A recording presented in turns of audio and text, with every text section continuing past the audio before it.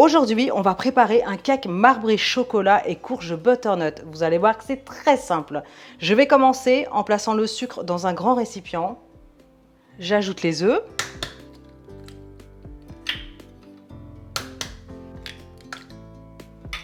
J'ajoute ensuite l'huile de palme durable. On continue avec la vanille. Alors moi j'ai de la vanille en poudre. On peut bien sûr utiliser de l'extrait de vanille, de la vanille liquide, il n'y a pas de souci. Moi je vais ajouter un mélange de 4 épices. On peut remplacer par juste un petit peu de cannelle si vous ne trouvez pas les 4 épices. Une petite pincée de sel, c'est un exhausteur de goût. Vous avez vu, c'est relativement simple. Pour l'instant, on ajoute tous les ingrédients tels quels. C'est pas compliqué à faire. Je continue en ajoutant le lait. Donc moi, c'est du demi-écrémé. Vous pouvez tout à fait utiliser du lait entier. Et je vais terminer en ajoutant la purée de courge butternut. Alors moi, je l'ai déjà préparée en amont. Tout simplement, je l'ai épluchée, coupée en gros cubes et je l'ai cuite dans un grand volume d'eau sans sel. Et une fois que c'est bien tendre, j'ai tout simplement réduit en purée. Je m'équipe d'un fouet et il n'y a plus qu'à mélanger le tout. Gâteau rapide à faire. Il n'y a pas énormément d'ingrédients, vous allez voir que c'est super. Ok, on est bon. Je continue en y ajoutant la farine. Et dans la foulée, la levure chimique. On tamise, comme ça on évite les grumeaux. Moi je mélange au fur et à mesure.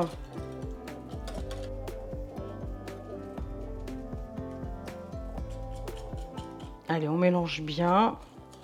Là, on commence à avoir une belle pâte à gâteau.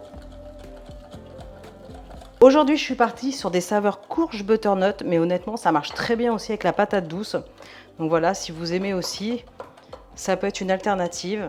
Comme je vais diviser la pâte en deux, je vais peser le poids total de la préparation pour vraiment qu'il y ait un bon équilibre. Donc là, tout simplement, je vais peser un saladier vide. Je vais verser la pâte. J'ai à peu près 840 grammes. Ce que je vais faire, je vais prendre un autre récipient et je vais verser la moitié. Donc là, ça fait 420 grammes. Comme ça sera parfaitement équilibré. Dans la première préparation, je vais ajouter la maïzena. Et dans la deuxième préparation, je vais ajouter le cacao.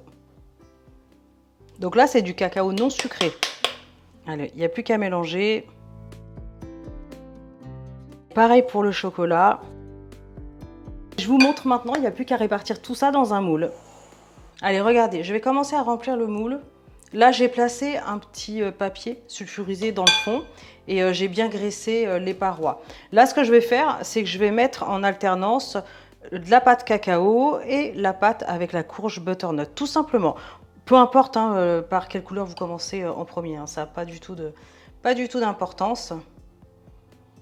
Donc vous allez voir que ça va faire des cercles au fur et à mesure.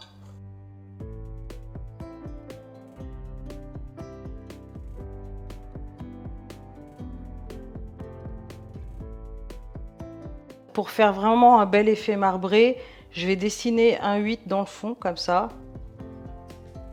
Ok, c'était peut-être pas forcément un 8, mais l'effet sera là. Ok, impeccable. Cuisson au four ou air fryer comme vous voulez, les deux fonctionnent, je vous indiquerai tout ça en description de la vidéo. C'est parti! Si vous faites la cuisson au air fryer comme moi j'ai ajouté la grille au fond, ça surélève un peu le gâteau et comme ça permet à l'air de circuler, donc c'est plutôt cool. Donc là, je vais le placer. Si vous faites la version au four, 170 degrés, chaleur tournante, 50 minutes. Concernant le air fryer, ça sera aussi 170 degrés, mais du coup que 40 minutes, c'est largement suffisant. Allez, à tout de suite. Et c'est parti. À tout de suite. Tadam!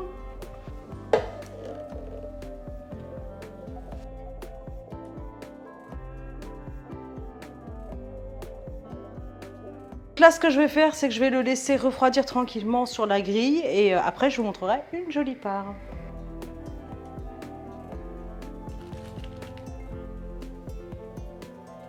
Regardez-moi ça. Oh là là là là là là.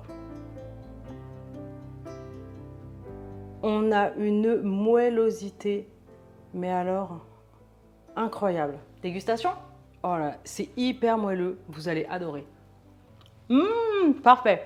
Maintenant, c'est votre tour de réaliser ce superbe cake marbré. En tout cas, j'espère qu'il vous aura plu. Pensez bien à liker, partager, abonnez-vous à ma chaîne. Et moi, je vous dis rendez-vous très bientôt. Ciao!